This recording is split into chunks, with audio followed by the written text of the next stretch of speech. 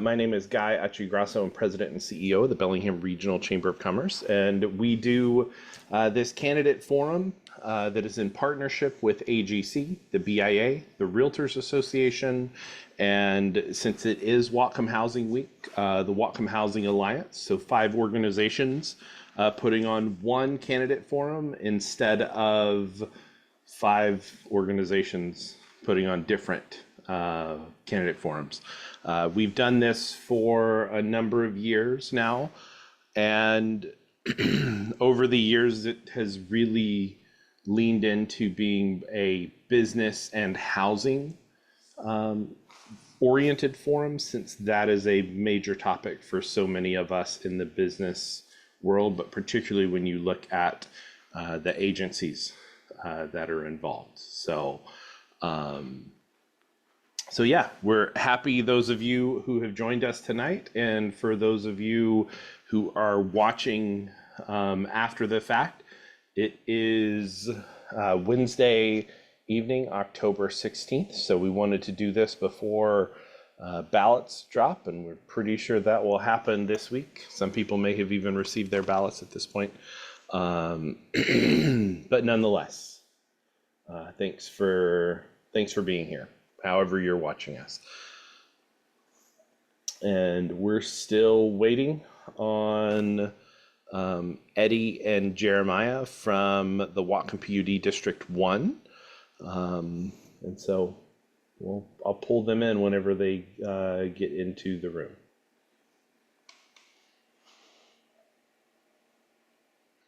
Wonderful. I see Joe.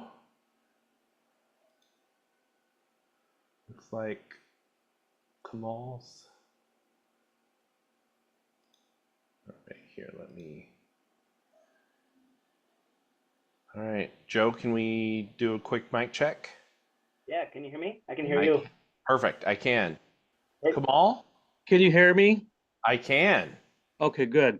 Because I'm on 8th Street, so sometimes our service is very spotty. Okay, so are we good? Yeah. Is it just going to be video or audio tonight? Hold on for a second. How about that? There you go. There you go. So, well, welcome both of you. Sorry, I'm a little out of sorts after kind of trying to do the, little dance there for 25 minutes. I appreciate everyone's patience. So the format for tonight is we have 2 candidates for, again, the 4 remaining races that we have scheduled. I think for the most part, the incumbent gets to go first. And our first question is candidate vision, opening statement, campaign statement, if you will. And each of you will have 3 minutes. Joe, we're going to start with you. Kamal, then we'll flip to you. And then we'll just go down the list through our questions. And whoever started the previous time will start the next time. So we'll just kind of flip flop, and I will manage that on my end. And so with that, Joe, you've got 3 minutes. So welcome. Thank you, Guy. I appreciate the opportunity to be here. Good to see you, Kamal, as well. If I get to 3 minutes, Guy, just let me know. Cut me off. I don't anticipate that, but just let me know. For those who don't know me, my name is Joe Timmons. I am your state representative in the 42nd Legislative District. I am finishing up my first term and running for re-election. I grew up in a working class household in Edmonds, here in Washington State. And my dad's a pipe fitter by trade, and my folks opened a small business out of our garage when I was 5 years old. It's a mechanical contracting company, HVAC, and so forth for commercial buildings, still in operation today, and I'm very proud of that. But growing up in that environment, I learned the value of hard work at a young age, and I've applied that to a career in public service. I've spent the last almost 15 years now working in public service, the last 2 as a state representative, representing Whatcom County in the House of Representatives. But prior to that, I worked in Governor Inslee's office, and then I also lobbied on behalf of Western and the state legislature. But really, I'm running for re-election because I want to represent our community. I want to continue to represent our community in Olympia. I'm really proud of the work that I've done in my first term. had 14 bills, the majority of which were co-sponsored by Republicans. I still think that Washington State is a place where people can work across the aisle, and I really value that, especially in a community with such politically diverse opinions as ours, which is something that I really appreciate. I've had bills that have increased student access to education. I've had bills that have reduced the cost of living for seniors. And I've also worked hard on the budget to bring resources from Olympia back here to Whatcom County. And I've done that by helping to get funding for a 23-hour behavioral health crisis center in Bellingham. I also helped get funding for a new skilled trades center at Meridian High School, which is going to help the students get access to the trades, but is also going to have an early learning facility as part of that, with up to 120 childcare slots. I have a 4-year-old myself. My wife Heather and I know how hard it is to find childcare in our community. The minute that Malcolm was born, we joined wait lists around the county for early learning. And I know, Guy, from previous conversations that childcare and workforce housing are two vital elements to our economy, and it's something that I'm going to continue to work on if given the opportunity to serve in Olympia. I'm proud to have the endorsement of nearly 50 organizations. If you look online, I have the endorsement of the Association of Washington Business, also the Realtors Association. I have the endorsement of the Fraternal Order of Police and State Troopers Association, local firefighters, State Labor Council, educators, you name it. And so I'd be honored if you took a look at my website. I'm proud to have the endorsement of the Cascadia Daily News editorial board as of this week. And I just appreciate the opportunity to be here. Really, I want to hear your questions and hear from you and how we can serve our community. And I appreciate the opportunity. Thank you. Awesome. Thanks, Joe. Right on time. Kamal, Yes, 3 that minutes. was. Can you hear me first of all? We Before I can. start? Awesome. Yep. Thank you. So, Thank you. Guy, again, thank you for having me on this forum. And a little bit about myself. I was born and raised in India. Moved here when I was 15. I was born in a small town called Nurmahal. It is a historic town and also farming town. And my dad was a bricklayer by trade. He moved to the United States. He was looking for a better economic opportunities because in India, better opportunities are very hard to come by. After moving here, he was able to find a job in construction, and after saving enough money, he was able to bring us to the United States. And I've been here for 28 years. I attended Bellingham High School, graduated from Squalcombe High School. And after graduating from Squalcombe High School, I really want to go to Western Washington University and pursue a degree in criminology. Cost of going to Western was expensive. It was out of my reach, so I decided to check out Bellingham Tech College. I attended Bellingham Tech College. I was able to get a degree in automotive and construction technology, and worked in construction for almost five years. And after we had an economic crash in 2008, lost my job in construction. Decided to look into nursing. I got a certification in CNA work. I worked at Whatcom Hospice for 4 years, and that was one of the best things I did. I learned how to listen to people, how to take care of people, and I was able to really develop on my listening skills. And I speak multiple languages, and I'm well connected throughout Punjabi community, and I am also well connected with the local Latino, Hispanic community, and also the Filipino community. My top concerns are public safety, and I want to let you guys know that I'm endorsed by WACOPS and former Sheriff Bill Elfo and the former Undersheriff Doug Chadwick.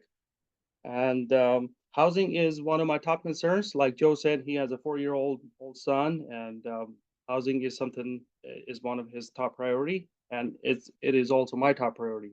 All my 4 kids are old enough to be on their own, and currently they're all looking for houses to live in. And as we all know, in order to find affordable housing in our area is very difficult.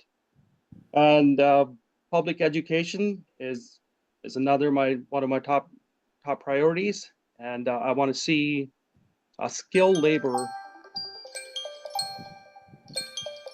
I guess that's time. That is time. So All right, thank thank you. you. Both of you mentioned housing as a Yes. key issue. Anybody that's heard me talk any public venue, you know it's important to me, and it's one of the core foundations of this forum.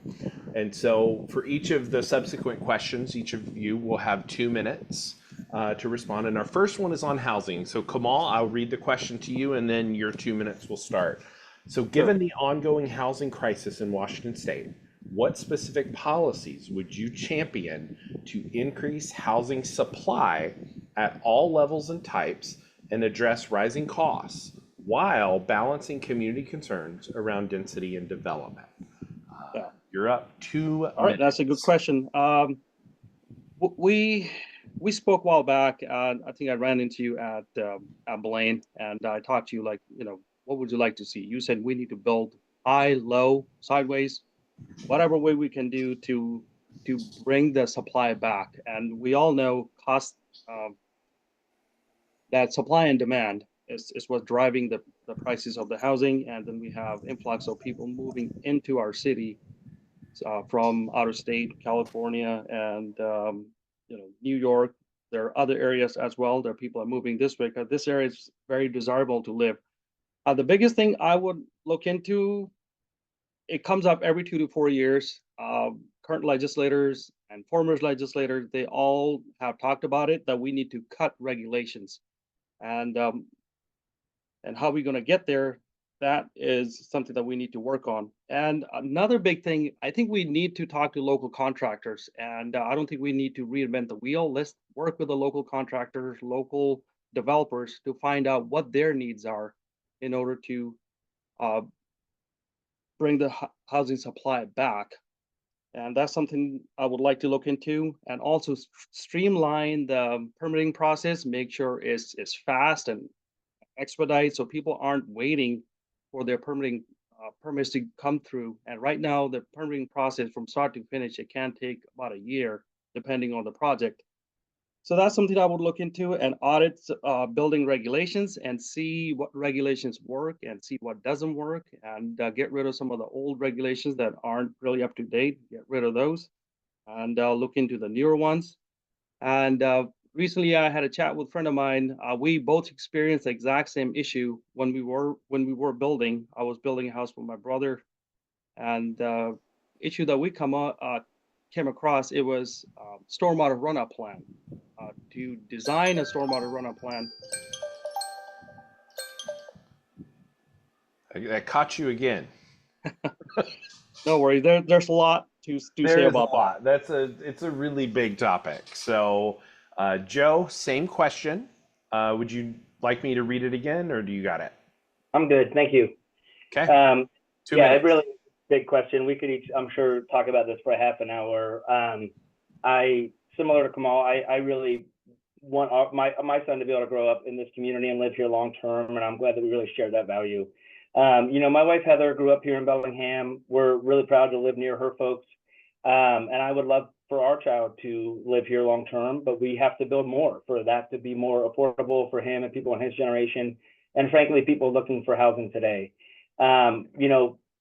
People may have heard me say this before, but in 2021, our rent went up 35% right here in Bellingham. That's where I live when I say right here. It was really hard on me and my family. Malcolm was one at the time. So I do believe in supply and demand economics. I think the only way that we're ultimately going to bring down the cost of housing is by building more housing. But I want to quickly touch on one other thing that I think is an important part of this, which is more protections for renters. So that way they can afford to save more funding for a down payment to purchase their first home. I think that's a really important aspect of this challenge as well. But to answer your question, Guy, how do you balance this with density and development? I think that's a really important topic. We passed a bill last year to build more in larger cities. I think Bellingham's the only one in the missing middle bill that qualifies in terms of the population. And it specifically targets more density around transit lines, which I think is really important when we think about people getting access to work and to school. and so forth. So I think we have done a lot at the legislature. I think there's more to do. But really what I would like to see is I do agree that we talk about reducing regulations, that we talk about making it less red tape. I want to work with our local governments, our planning departments to make it easier for folks to build. I welcome ideas on how to do that. I think this is a real problem that we absolutely need to address this session, and it impacts generations to come. All right. Thanks, Joe. Thank you both. Our next question is on the environment. And this is kind of a wordy one, so I'm gonna get through it, and then Joe, we'll start with you. And so again, this is on the environment. It is undisputed that Washingtonians value the natural environment and will support action to protect that environment against activities with negative consequences on our natural surroundings. At the same time, we've seen immense public support for an initiative that seeks to limit the state's limitations on energy choice, natural gas specifically, and efforts to change premiums for those industries that produce and use carbon-based fuels.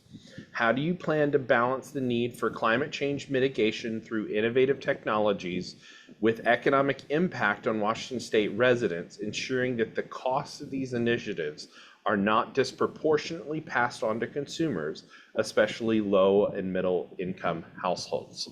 Really big question, a lot of ways to kind of respond to that. And so Joe, we'll start your 2 minutes. That sounds great. Thanks, Guy. I mean, I think to get to your specific question, how do I plan to do that? I plan to do that on a case-by-case basis. And I plan to do that through looking through a lens of my values and using judgment and common sense.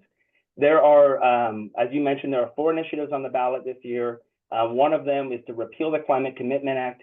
Another one relates to natural gas. I oppose the one that would repeal the Climate Commitment Act, but I'm going to vote yes for the one that relates to natural gas, because I'm concerned with the cost of people, the cost of living going up in working families' homes. I voted against the bill that related to PSE and natural gas this last legislative session 2 times after hearing from my constituents and their concerns about the cost going up. So I really share that feeling. But I do think that we need to do more to protect the environment and to fight against climate change. I'm proud to live in a state that's doing something about it. The Climate Commitment Act, to be clear, was passed before my time in the legislature. I had nothing to do with the passage of that, but I support that act, and I urge voters to vote no on that initiative because of the things it's going to take away in our community. The Climate Commitment Act funds the Ride Free program, which funds fares for free for folks 18 and under on Metro, on Amtrak, on our Washington State ferries. It also helps electrification of our school buses, so students trying to get an education don't have to breathe in diesel fumes. And it also supports electric charging stations so folks can electrify their vehicles. The transportation sector is the #1 carbon emission sector in our society. And so I urge us to curb that. But when it comes to the natural gas initiative, I'm going to be voting yes on that. Because the reason is because I really try to look at these things on a case-by-case basis. That's how I serve in the legislature. And if reelected, I'll continue to do so. All right, thanks, Joe. Kamal, same question. Would you like me to read it, or are you good? Yeah. Yes, Yeah, please. read it. Okay. Yeah. So it's undisputed that Washingtonians value the natural environment and will support action to protect that environment against activities with negative consequences on our natural surroundings.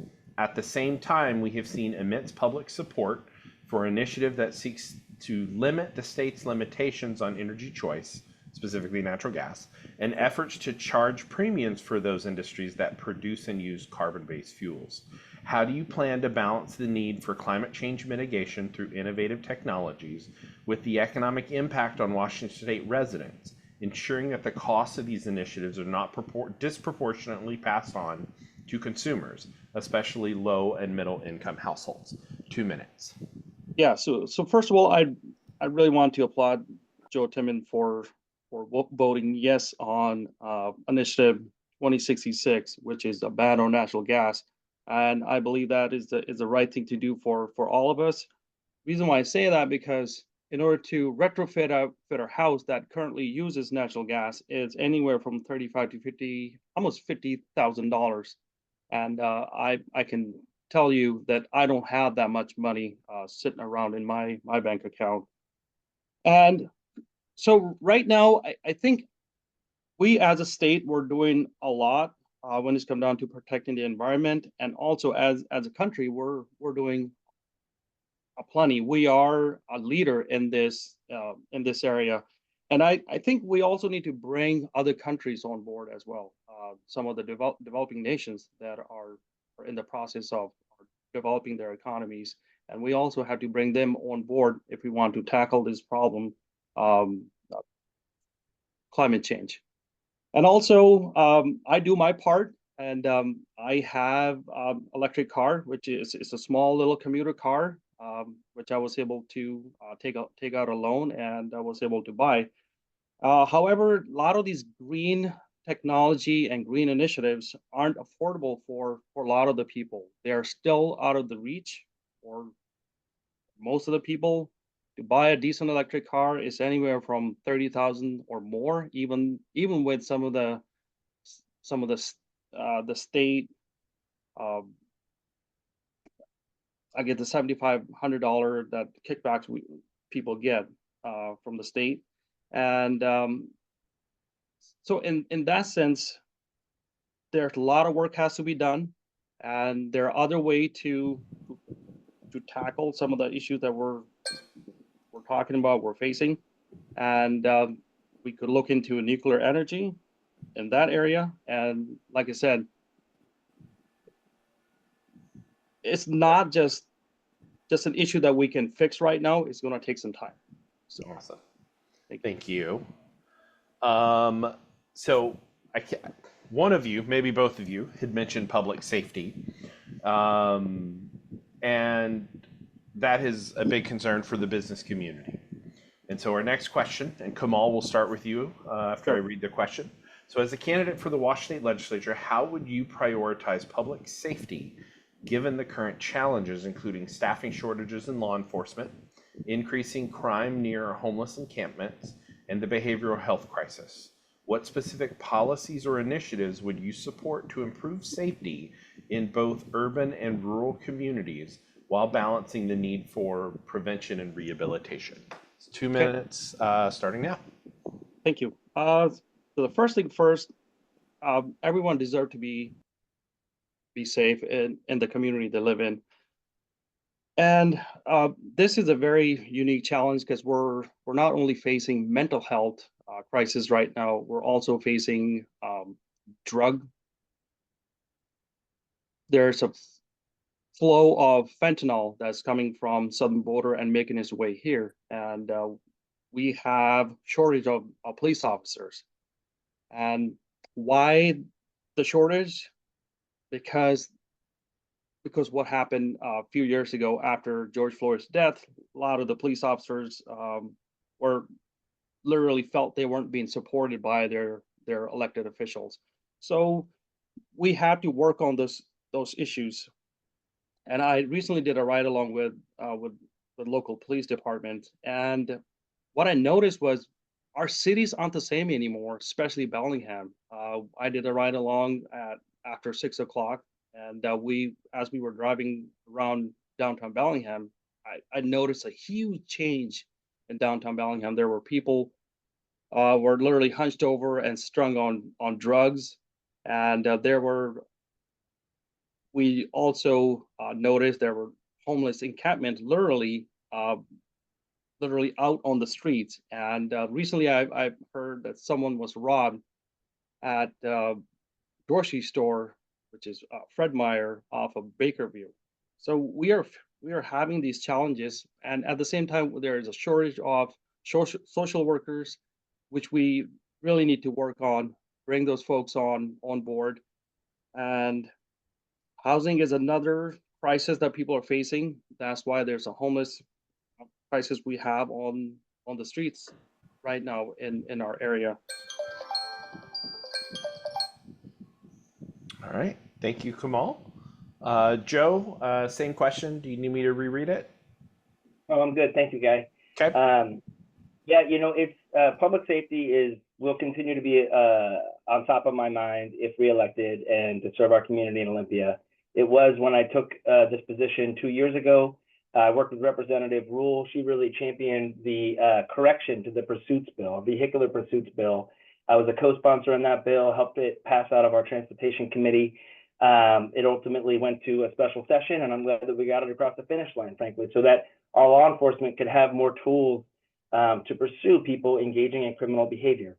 I completely agree with Kamal that there has been a cultural shift around law enforcement that I think can lead to some people not wanting to serve in law enforcement. I think that's really unfortunate.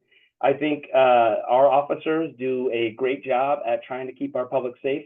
I think there are obviously some bad apples occasionally, but that is in every industry, and we're working to correct that. But I want to applaud those serving in our law enforcement organizations. I've always tried to keep an open mind and to talk with members of my caucus when it comes to public safety.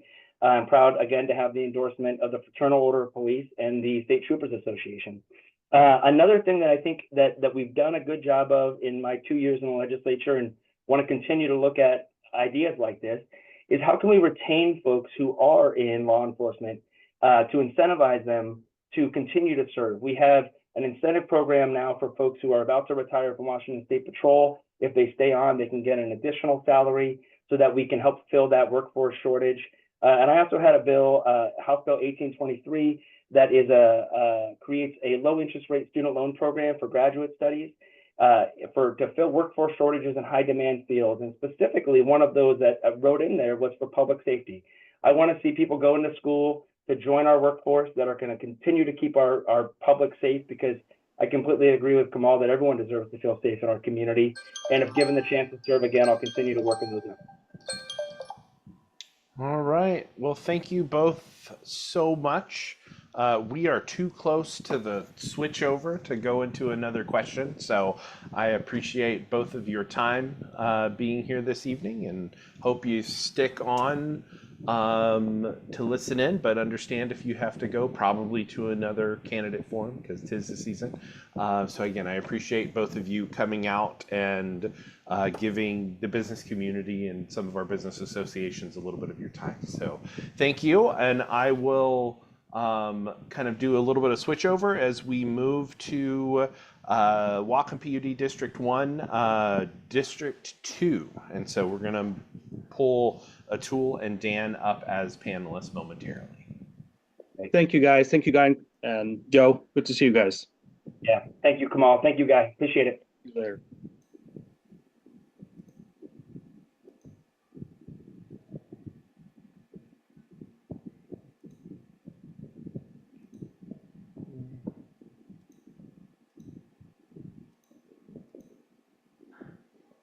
All right, so I see Dan coming.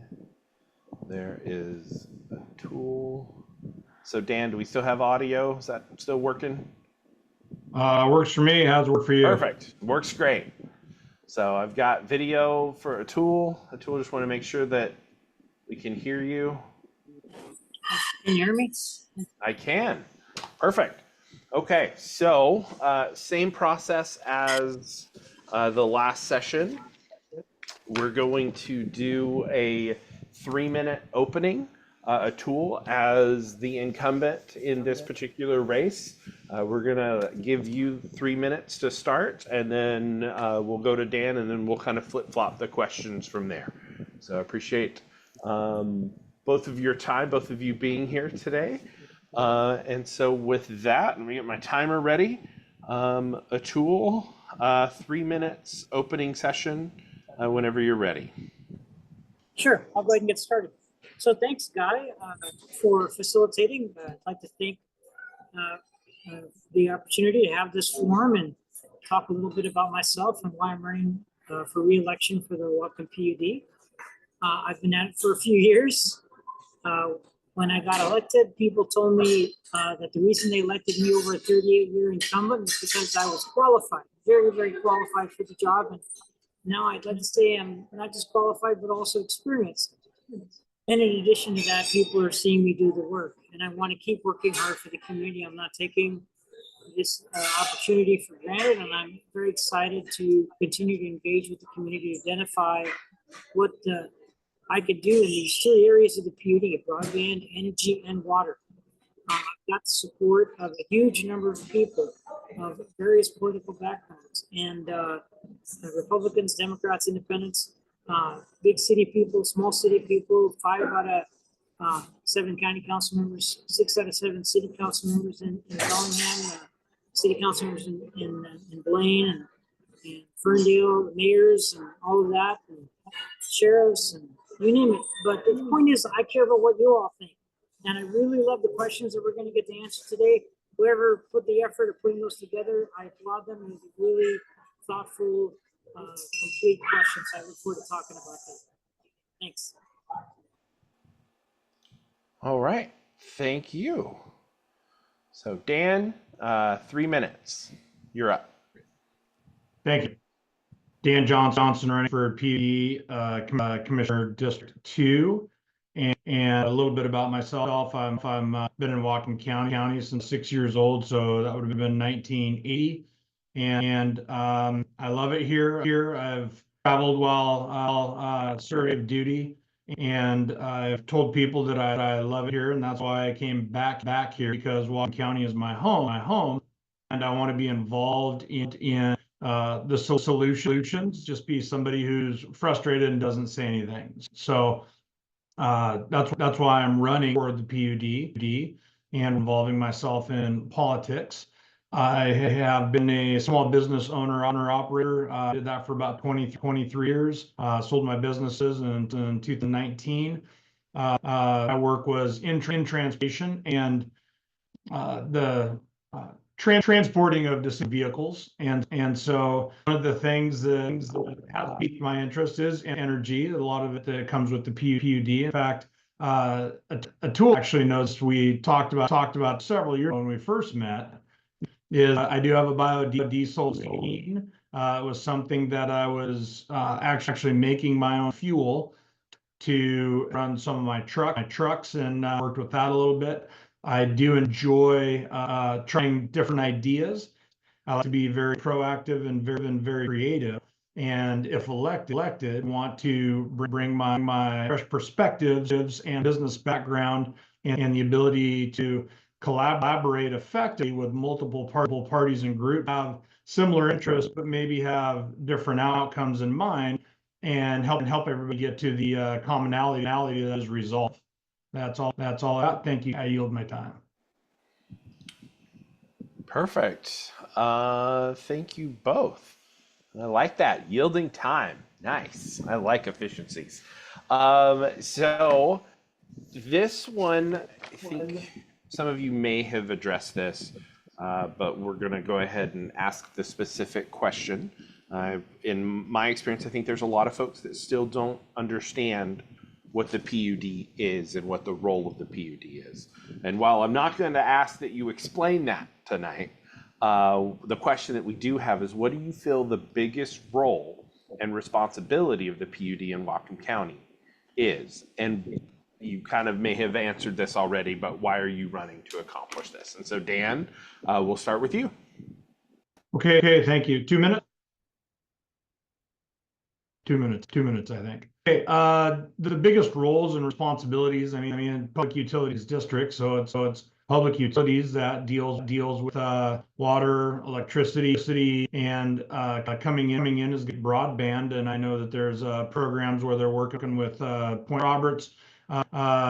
We may address this later, but also East County, where the infrastructure isn't there, and I'm probably sure down maybe Highway 9 even, where it's a little spotty. But the things that we want to do to accomplish is going to be with regards with infrastructure, for example, is working with broadband providers and see what kind of availability exists out there. Programs are available, and again, with my business background, it's finding out who's the most interested and asking those questions, seeing what they can do to help us with the resolve, so that we can these necessary utilities out to the people that don't have them.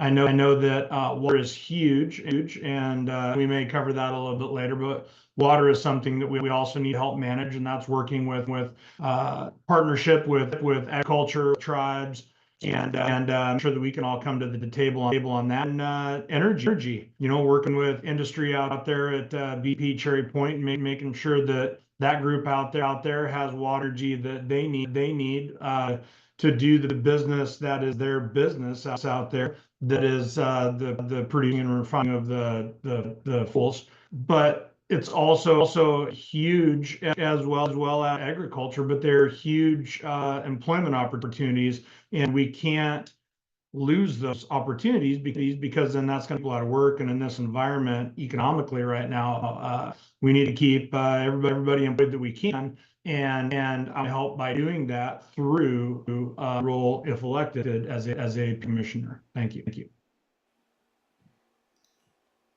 Wonderful. Thank you.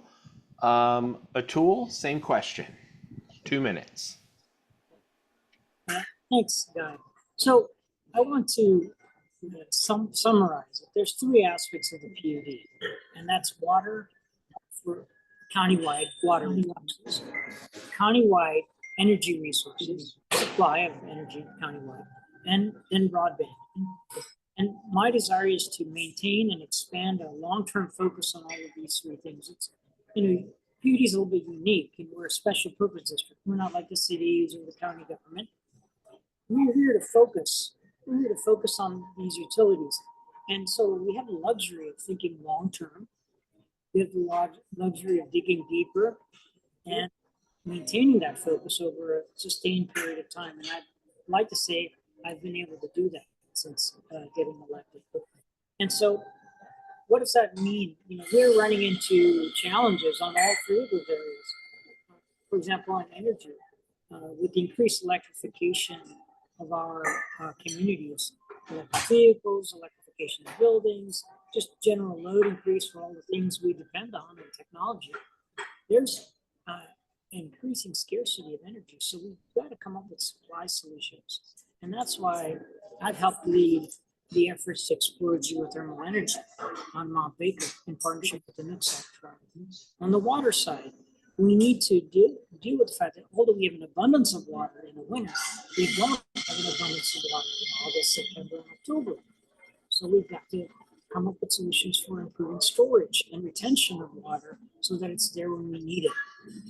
And so this general approach of finding long-term solutions to increase availability and supply is what I really believe in and want to continue. All right. Thank you both. Okay. So our next question is about the really demand of power and the production of power. And so Atul, we'll start with you, and I'll read the question through first, and then your time will start. The Washington State Legislature and many municipalities have enacted laws and ordinances to reduce carbon emissions by eliminating the use of fossil fuels, particularly in the generation of electricity, heating of our buildings, and powering of our cars. Do you believe Washington State is adequately prepared to meet the increased demand for alternative power sources with the removal of fossil fuels as a source of power? What would you propose to avoid the blackouts that California routinely experiences, as they too have moved in this direction of elimination of fossil fuels in the production of power? 2 minutes. Guy, would you repeat that question 3 times? Right, yeah. I'm just kidding. I actually heard it and it was written down, so I'm ready to answer the question. So I just want to clarify that neither Whatcom County nor the municipalities have eliminated the use of fossil fuels or suggested such a thing, which is kind of an implication of the question. But I know where the question is going, and I definitely want to address the intent. I've been working on lessening our dependence on fossil energy for 30 years. Before getting elected in 2018, I was running a business since 2005, working on making renewable fuels. So my company led the nation in getting the adoption of renewable fuels in ferries, from BC ferries all the way down to the Larkspur ferry in the Bay Area, including Washington State ferries, by the way. So I'm very passionate about substitution, but we have to be realistic. The migration we need to do still very much depends on fossil energy. We are far from not needing fossil energy. And so if we're going to replace it, that means we have to work that much harder and be reasonable. So we still have a long way to go, but I'm proud of our efforts. And I don't think we're ready to abandon fossil fuels. We need to develop new sources, improve transmission, build energy storage, and use energy more wisely. You know, we were very close to a blackout in January and early February this year. And so it's right at our doorstep. One of the things that we're very much involved in discussions is energy market. And I think one of the near-term steps that we need to take is to join an organized energy market. And there's 2 energy market choices. Both of them are going to be an improvement. But if you guys want to know the details, I'm for joining the Southwest Power Pool. But that's for Okay, thank you. Dan, do you need me to reread the question? Sure. Okay. Please. The Washington State Legislature and many municipalities have enacted laws and ordinances, or to Atul's point, considered these rules down the road in some instances to reduce carbon emissions by eliminating the use of fossil fuels, particularly in the generation of electricity, heating of our buildings, and powering of our cars. Do you believe Washington State is adequately prepared to meet the increased demand for alternative power sources with the removal of fossil fuels as a source of power? Kind of question 1. Question 2, what would you propose to avoid the blackouts that California routinely experiences as they too have moved in this direction of elimination of fossil fuels in the production of power? 2 minutes. Thank you. I guess I would start with the second part of that question, say that if California, if they're already running a pilot program and they're experiencing difficulties, then maybe we should examine what they're doing and not do that, and maybe not use them as a role model, so to speak, and find the inadequate in what they're doing, because I know we're pulling blackouts and brownouts and everything else that they're talking about, where you get your full or partial loss of energy and electricity and everything else, and when it goes down, it's bad. I don't believe in the currently. It's that I don't believe in electrification. I just that there are many resources out there that exist that could do a good job, and using them as a blend and use to the best of their abilities. So if you're using diesel or gas, then sure, let's make sure we're burning as cleanly as possible, and making sure that it's as efficient as can make it, so that we're, you know, a little bit is doing the part there. I don't believe that banning energy sources for people in their homes is the right answer, and by that I'm talking about the natural gas issues. Absolutely not. We have such a steep curve as far as how hot we get in the summers and how cold we get in the winters, and people are using, you know, natural gas and propane, heat pumps, air conditioning, and you know, if we start having a reduction in what we can use to maintain the heat in the home, and then we start experiencing the black, people are going to freak. There's going to be a health or a situational crisis with people's well-being, in that they're going to freeze in there, and we can't have that either. So I ran out of time. Awesome. Thank you both. So now a much shorter question. Maybe it might take the same amount of time to answer, probably. But Dan, we'll start with you for this one. How would you support economic development in Whatcom County through PUD policies? So short question, still the same amount of time, 2 minutes. So starting now. Well, the short answer to the short question, I would start with arms wide open. Economic development county is something that we should all be wanting to do, because with economic development, everything better. We have better industry, we have better homes, we have better roads, we have better resources, we have better learning. And I mean, why wouldn't we want that? How do we do that? Through PUD.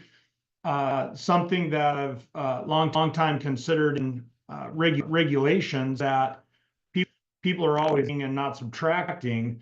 And I think that one of the things I do is start to look at the regulations that the PUD or policies that the PUD does, and you know, maybe we start pulling some of the stuff that's not good and clean up the books, so to speak, a little bit, and try to make it more sustainable for people to get stuff done.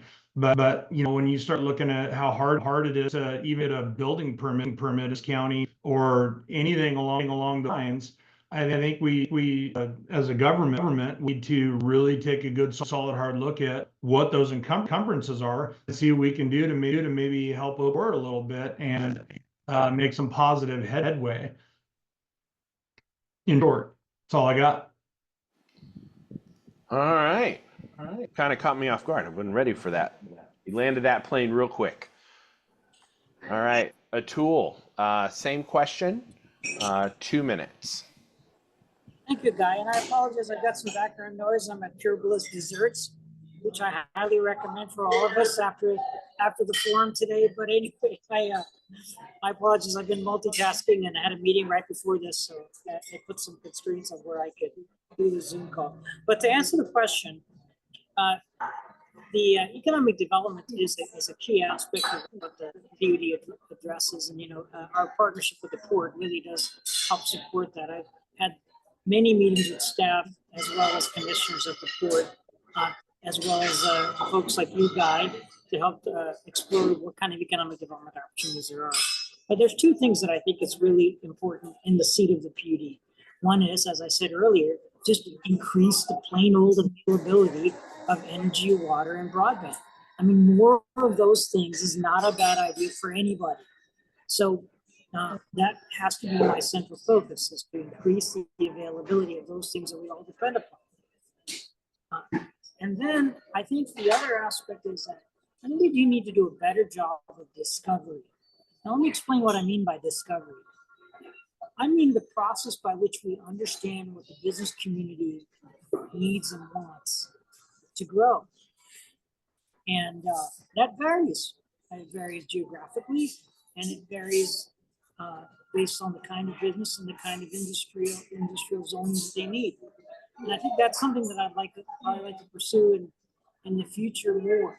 And that is just doing the work to discover what the needs of our business community are, because it's their activity that drives jobs and wages for our community, and of course the tax base that we all do the government thing with. So I guess those are my 2 points, is that more of everything is a good thing, but as far as subtleties, I think we need to do a better job. Okay. Thank you both. Looks like we may have time for 2 questions, but we definitely have time for 1 more question. And since Atul, you mentioned broadband, and so that's going to be our next question. So the pandemic has clearly pointed out the inadequacy of the availability of broadband in our rural areas throughout Whatcom County. Whatcom County PUD and the Port of Bellingham are partnering to address this issue. Can you share your thoughts on how best to move the expansion forward and understanding as to how the issue is being addressed and how you believe an extension of our broadband infrastructure can impact our communities? And Atul, we'll start with you. 3 things. First is continue to build the open access infrastructure wherever we can with federal dollars. And the good news is that because of federal programs, we've been able to build a lot of infrastructure, reporting to PD, and plan to do more over the next few years on what's called the BEAD program. And that open access infrastructure is built with federal dollars and essentially is based on partnering with the private sector. What that does is it attracts more private sector competitors to this marketplace. And what that does is improves both the level of service and the affordability of the products we have in terms of broadband.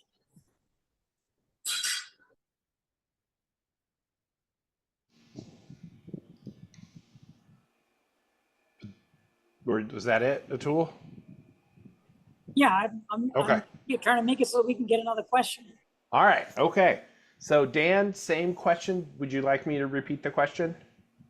Yes, you would, please. Sorry, Okay. it's a long one.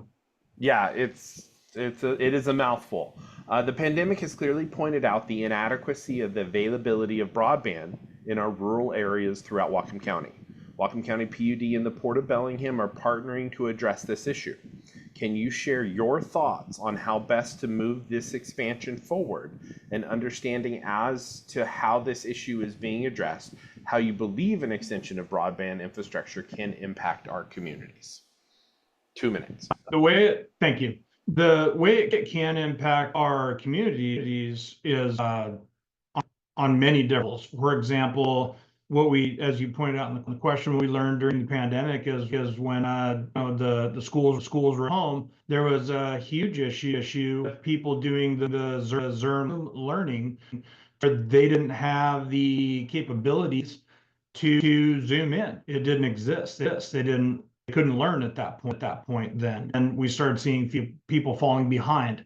The other aspect of that, one of the other aspects is people's jobs and livelihoods. As we grow as a civilization, the use of broadband technologies for at-home workers, and even again in the pandemic, people were stuck and they had to work from home. If they didn't have that availability, then they were financially being impacted as well. And so now we're losing learning. People are falling behind in school. People are losing money, not able to keep up with the bills in this economy. How we do that is again, we partner up with not only the private sector, because they're going to be very interested in bringing in the line so that they can, of course, more customers. And I'm sure they're going to be very interested in the successes and wanting to bring more broadband to people. There's going to be federal monies that we can be looking at. There's going to be state, where it is. There's grant money, I'm sure exists, and we can go find it. We as a PUD, we can go finding it and then start writing up the grant requests that would help pay for that infrastructure we put in place. But I believe in this day and age, everybody should have access to it, so that they can use it, and it opens up the doors for people again in learning and in work.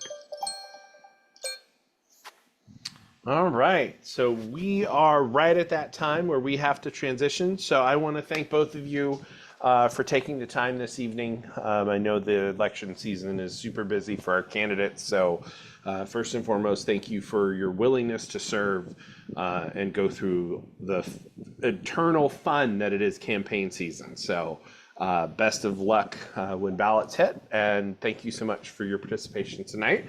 We're going to move into our Legislative District 42 State Representative Position 1. So I'm going to promote up Alicia and Ray as panelists, and Tool and Dan, I'll kind of send you back as an attendee. So thanks so much again for participating. Thanks for having us.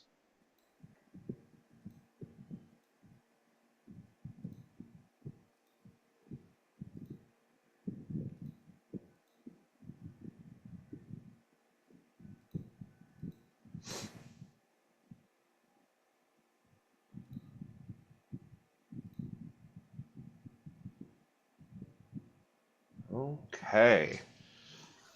So Alicia, I can hear and see you. Ray, looks like camera is coming on. Perfect.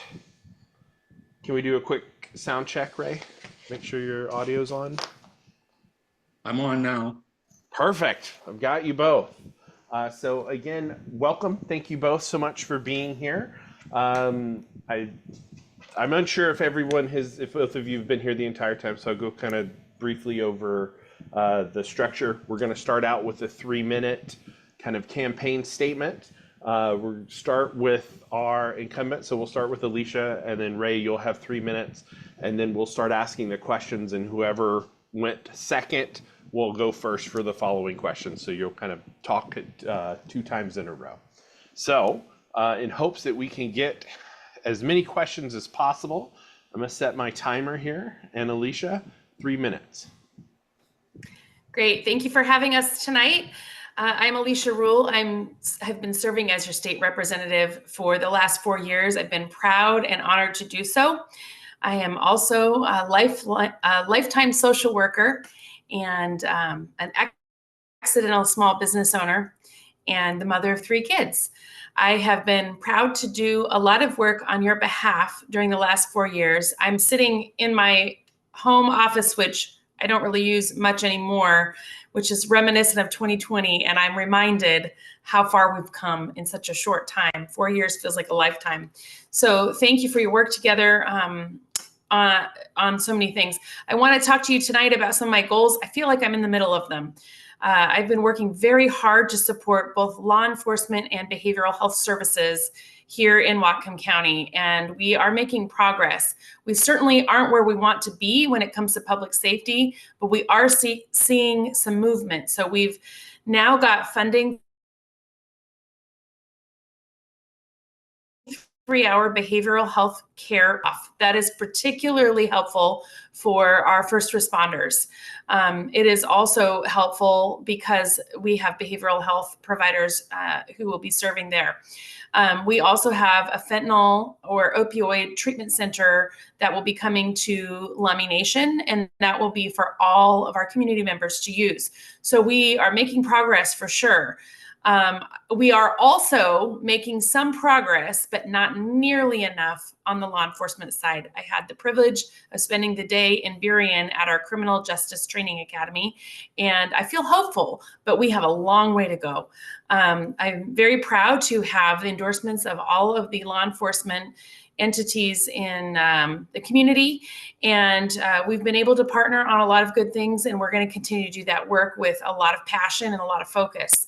I am also known for working bipartisanly, and I think that's why I have the support of nearly every organization who is trying to solve some of our community's problems, because I listen and I'm interested in delivering results. I'm not interested in partisan politics. So I look forward to continuing doing that. I have been really heartened by the amount of engagement that you all have participated in the last 4 years. And I expect that we'll continue to do that kind of work together if elected again for this next term. I look forward to protecting reproductive health care rights, as well as protecting small businesses and expanding them. I see that we are struggling. I see that we are missing an opportunity to expand opportunities for many. So we'll continue on. Thank you for having me. Awesome. Thank you, Alicia. Ray, it's nice to meet you You too. virtually. Thanks for being here. And so please, 3 minutes. Where's your timer? It's in my hand. Oh, So I will pop back on the screen and I'll turn the audio on. So if it goes on, you'll hear that. all right. Well, thank you again for having us. We appreciate the opportunity to meet with all the groups. We have a lot of things we need to take care of this year. I'm a grandfather of 11, and a community member. We've been in Whatcom County since 1966 and participate in the schools and the community, member of the Realtor Association. And we've done a lot of things there. But some of the things we need to do, and what you're going to hear tonight, and Alicia picked up on that, was the reproductive rights. But what they don't talk about in reproductive rights is what's actually included. And part of that is what we do is we mutilate our kids. And what we have is, we call them the vulnerable, but what we're talking about, the kids that are in crisis. And what they do is they don't really know which direction they want to go. And the state in the last legislature a year ago created itself to be the guardian ad litem for our kids, and can take them away out of their parents' home and put them into areas. It's in the bill, and you didn't repeal it. And we want to fix that. We need to have our parents involved with their kids. They need to be involved. The other thing we need to do is, when you have a sports team and you're playing your opponent and one of the players from the other team comes over and says, hey, I'm going to help you fix all these things. Like, we defunded the police, now we're going to fix it. We've created other things and issues in the state, and now we're going to fix it. You need to play for your team, and the other team right now doesn't want to fix these things, even though some people may have a provision to want to do that. So we need to take up and get things back the way they should be. We've had one of the things we'll hear about is the gas tax, and there's a provision to vote yes and pay less. And I'm voting yes to repeal some of these things. And one of them is the gas tax. We were told it'd be 1 or 2 cents a gallon, and it's actually way over that, almost 50 cents a gallon. We were told where the money was supposed to go, but there's no accountability where the money was going. So I think we have a lot of work to get done this year, and we need to take a look at who we have in office and what we're trying to get accomplished. So we need to support our police, support our communities, and support our kids. All right. Thank you both for that opening statement.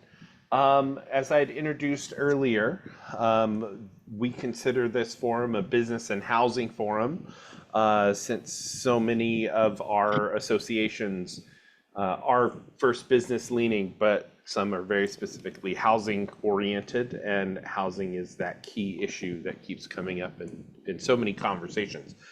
So our first question's on housing. And so Ray, we're going to start with you. Given the ongoing housing crisis in Washington State, what specific policies would you champion to increase housing supply at all levels and types and address rising costs while balancing community concerns around density and development? And so you have 2 minutes starting now. All right, thank you. We have a crisis, and it's interesting. Every other year we have a crisis. If we had a planning program to provide for housing for people across our state, that would be a better plan.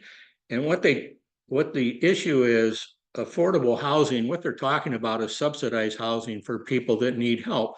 We can help people. We have programs in Bellingham and the state where people that need help with their rent, with their down payment, with their getting into their first time home. The problem has been that we have way over regulation in our housing industry, and these are bureaucratic overkills. One of the ones that I found out about yesterday is if you're going to build a house in the county, you have a permit you need to get from DNR now for your septic system, which we never had to have before. And that just adds another layer of regulation on top of everything we've got.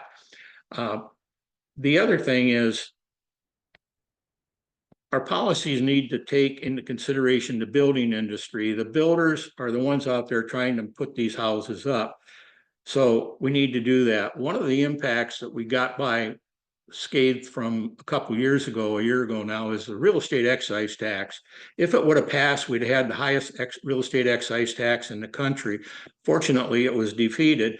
But politics being what they are, if it goes back and the legislature is balanced like it is now, or even has more people on the left, they'll put the real estate excise tax back on. We'll end up with the highest real estate excise tax in the country, and that'll hurt builders, sellers, buyers, and everybody.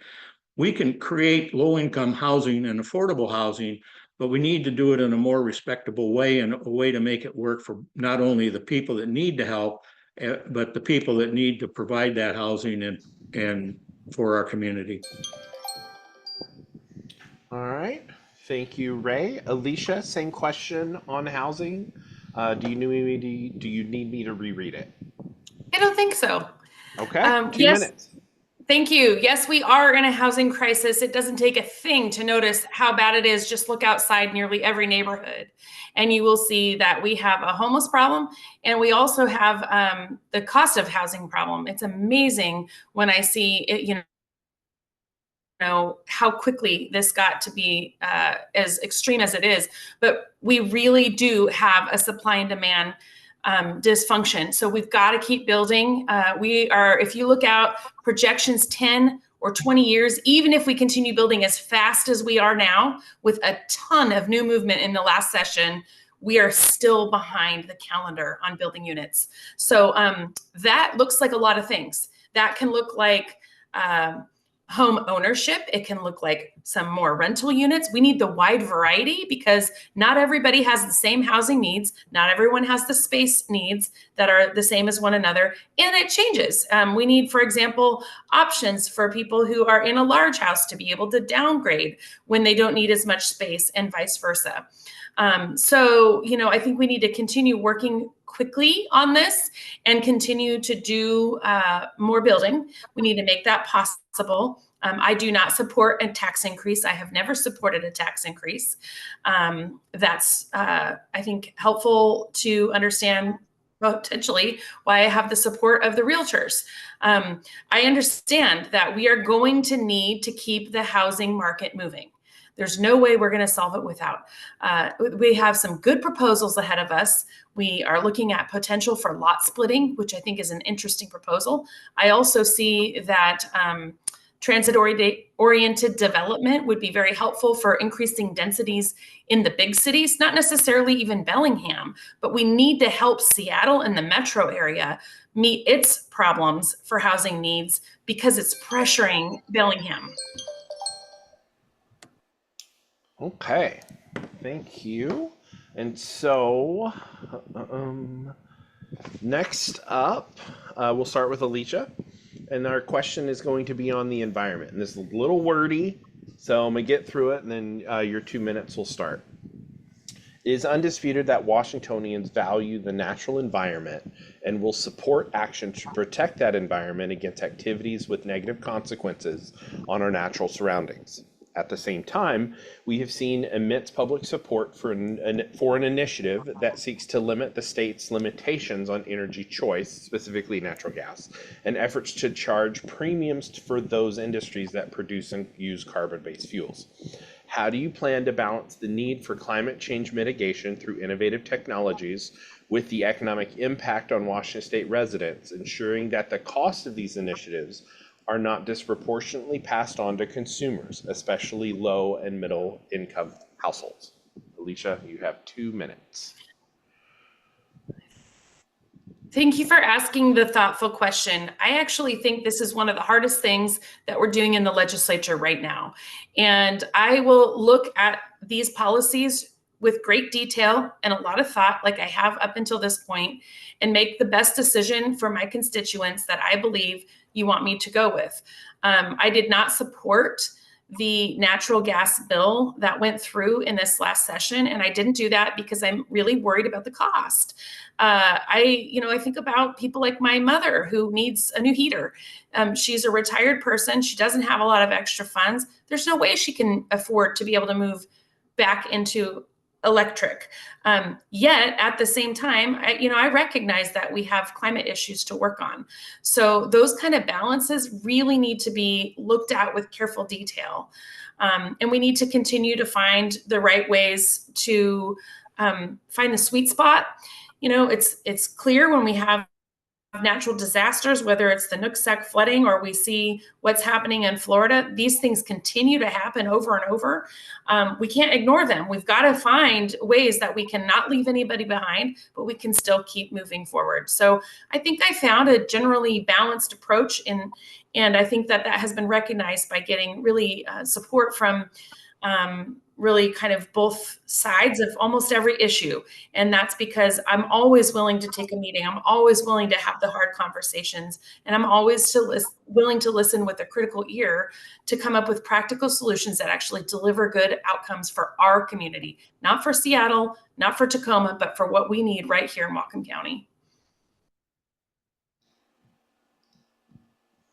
Okay, thank you. Ray, same question. Would you like me to reread it? No, I've got it. Thank you. Okay, 2 minutes. All right, thank you. We have a lot of challenges in our state. One of the reasons we live here is because of the environment. We like our water, we like our forestry, we like our mountains, and we need to preserve them and take good care of them. So we need to be better stewards of what we're doing. But one of the things where we chopped off the natural gas for people to have actually it goes further than just banning natural gas. What part of that does it extends into is if somebody has a natural gas system now and I didn't get passed in Bellingham, but it was been proposed. If you sell your house and you have natural gas, you have to convert it over to electric. That didn't make it. But if you take people, retired people, even young families, and they want to sell their house, what happens is the value of the house doesn't go up, but they've got another $30,000 or $40,000 in expenses trying to sell that house. So that's one of the things that we just can't do. We have to be able to use the technologies we have for water purification, for water resources. The problem with the flooding was we have the flooding problem. We get no results in how to deal with it and to change it. So the people in Sumas just sort of get left out every year when the water's high, and we need to come up with a water mitigation plan for the flooding. And you know, the interesting thing about Sumas and Nooksack, it's not in a flood zone, it's in a flood corridor, and they're going to get flooded out more often than not. So some of the things we need to do is to watch the costs for natural gas, watch the costs for building costs, and the low middle income issue will become a crossover with the way we treat people who need to get housing and how we can make it affordable for them. Okay, thank you both. Moving on to a topic that I think both of you have actually mentioned, and it's one of the, at least from a chamber perspective, and again, I'm moderating this event on behalf of multiple organizations. So I won't speak for them, but I will speak for the chamber when we talk to our business community. Public safety is a critical issue. And so, Ray, we're going to start this question with you, but for everyone, I'll go ahead and read it. As a candidate for the Washington State Legislature, how would you prioritize public safety given the current challenges, including staffing shortages in law enforcement, increasing crime near homeless encampments, and the behavioral health crisis? What specific policies or initiatives would you support to improve safety in both urban and rural communities while balancing the need for prevention and rehabilitation? Ray, you have 2 minutes. What we've done in the past is we've defunded our police. And the other thing was not only did we defund them, that caused a shortage in the police forces throughout the state and our community. But what we ended up doing is making the police the bad guy. You know, the bad guy, the police have to go out and intercede with people that are committing crimes, destroying properties and stuff like that. And one of the things is when you deal with bad people, shit happens and you got to deal with them. And because somebody doesn't want to comply with what you're doing doesn't mean that they get to go on their way. The police have a job to put that person in jail. Then we came up with the no cash bails. And then we came up with the prosecutors who said, well, we can't prosecute these people because it wouldn't be in their best interest. We need to fund our police, give them good training. They're good people. I know a lot of people that are in the police departments and law enforcement. And what their main concerns are, they're not getting the support from the state. They're not getting it from the local community. They're not getting it from the local mayors and city councils. We need to get behind our police and show them that A, we want them to do their job. 2, we know it's a tough job to do. They're going to be dealing with people that don't want to follow the rules. And one of the things that was interesting, the state decided that anything under $950 you could just go steal and walk out with. Well, store employees were fired if they called the police when those people came in and stole stuff. The police couldn't apprehend them and put them in jail, and the prosecutors weren't going to do that. And that came down from Ferguson's office. He came up with a plan that said, don't prosecute these people because they're too low a level of crime and you have other things you need to go do. Well, what happened is you put a lot of small businesses out of business. You've taken a lot of major companies that would have come into our area in here, and they are not coming because they can't afford the losses. All right, thank you. Alicia, same question. Do you need me to reread it? No. Okay, 2 minutes. Thank you for asking about our public safety. I own a business downtown. I drive through downtown every day. I take my kids downtown to go to the theater. I see the problems and challenges that we have every single day. But I would be remiss if I did not point out it is not a downtown problem. This is a whole community problem. It is a multifaceted problem, and I have been neck deep in trying to solve it since day one of being elected. I promised you that I would work on increasing our public safety by balancing law enforcement support and funding, as well as mental health resources. And I have done both. I've delivered on both. And I'm continuing to do so. As I mentioned, I spent the entire day driving to Burien, spending the whole day at the training academy for police officers, understanding more of their needs, and driving back before arriving to this venue tonight. I will continue to do more work with them every day up until we get back in session again. I founded and co-founded with a colleague of mine from Tukwila, a public safety caucus, so that we can elevate the issues for law enforcement, thus resulting in all three law enforcement, four. So, WACOPS, FOP, there's another political action committee for the police and sheriff's folks, and Teamsters who are working in corrections. All of those folks are in full support of my campaign because they know that I put my money where my mouth is and I show up even when it's not popular. I led on the police pursuit bill, and I did that because I knew it was the right thing to do, even amidst a ton of pushback. Our most vulnerable people are impacted by our high crime rates. Our high crime rates are unacceptable, including violent crime and property crime. I wish I had more time. Okay, I thank you both. And I think I'm going to ask one more question. I'm going to ask about workforce development. And so, Alicia, we'll start with you. And Ray, you can finish this out after her 2 minutes. Given the rapid changes in technology and evolving needs of the labor market, what specific policies do you propose to enhance workforce development in Washington State? How will you ensure that education and training programs align with the skills needed by employers, particularly in high demand sectors such as technology, healthcare, and green industries? Alicia, you have 2 minutes. Thank you. I'm sure 2 minutes isn't going to be enough for this one either. But again, let's look at what I've done. I've been working for many years on the Skills Center development in the Meridian School District. Be clear, that Skills Center development is not just for Meridian schools, it's for all of our local schools, which will build a workforce pipeline for many needed career fields. In addition, I built an apprenticeship for commercial fishing, and I'm continuing to work on building blue schools to work on creating opportunities for the blue tech field. So we've got to work kind of on multi-fronts. I also did some work on developing workforce for mental health because we know how important that is. So we're going to have a program here, actually 2 programs here that we didn't have before at 2 schools, more on the peninsula and statewide, even at Washington State University. So this is something where I have performed before, historically, will continue to do so. But I don't want to get ahead of myself because we also have a lot of work to do in K-12. So we need to work early and we need to build opportunities at every juncture. I have been a very strong supporter of our public schools. I'm proud of my work in outdoor education.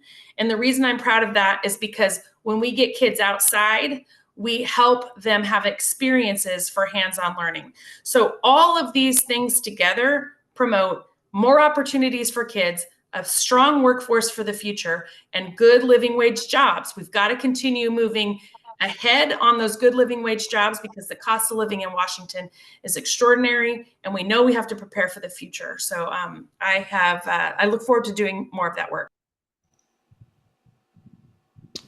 All right, thank you, Alicia. Ray, same question. You have 2 minutes. Got it. Yeah, our workforce needs to be expanded, and the K through 12 programs are falling behind because we're not providing the teachers for them. We're not providing the funding for them. We need to add and keep the funding going for our K through 12. The other thing is we need to get back into trade shop classes in the schools. Need to be able to teach young people how to weld, how to do woodworking, how to do forestry, how to just do a job, so that when they come out of high school, if they're not going to go to college or a trade school, they have some skills. We need to develop our trade schools so that we're covering more things. And when we say trade schools, that doesn't mean just welding or auto repair shop. That's technology, that's computer skills, that's skills that they can use in the tech industry. The green jobs are going to come along and they're going to take a while to develop, and the people that want to work there will get that training. We need to help our businesses in several ways. First of all, they need to be able to have a business where they can make a profit. If they can't make a profit, you can't hire anybody. If you can't make a profit, you can't pay anybody a living wage job. So we need to protect our businesses and give them the tools that they need, which is to protect them from the elements that we currently have in our communities. And that would be the lack of law enforcement provisions to help them. The businesses and the education, we have some of the best universities in the country here. Western Washington is one, and then we have Wazoo and Huskies, plus others. So the expansion of technological opportunities is there, and we just need to make use of it. All right. Thank you both. We are out of time for this session. And unfortunately, Liz Lovelet, the incumbent state senator from the District 40, is not feeling well tonight, so she's unable to attend. And I don't believe we ever heard from her challenger as far as tonight. So we're going to end it, and I just want to appreciate everyone for tuning in live, tuning in after the fact. Ironically enough, it is a number of national days, and today's National Chamber of Commerce Day. So I appreciate all of you spending your evening here in this very important election season, as every election season is important. So remember, please go vote, please be informed. I want to thank all of our candidates here this evening who've stepped up and signed in and had a conversation. Thank you so much for your willingness to serve. And on behalf of AGC, the BIA, the Realtors, and Whatcom Housing Alliance, because it is Housing Week, so just check out some of their opportunities happening this week. On behalf of the Chamber, I just want to say thank you for tuning in and have a wonderful evening. So thank you both for joining me, and the recording will be made available in the coming days. So thank you. Thank you.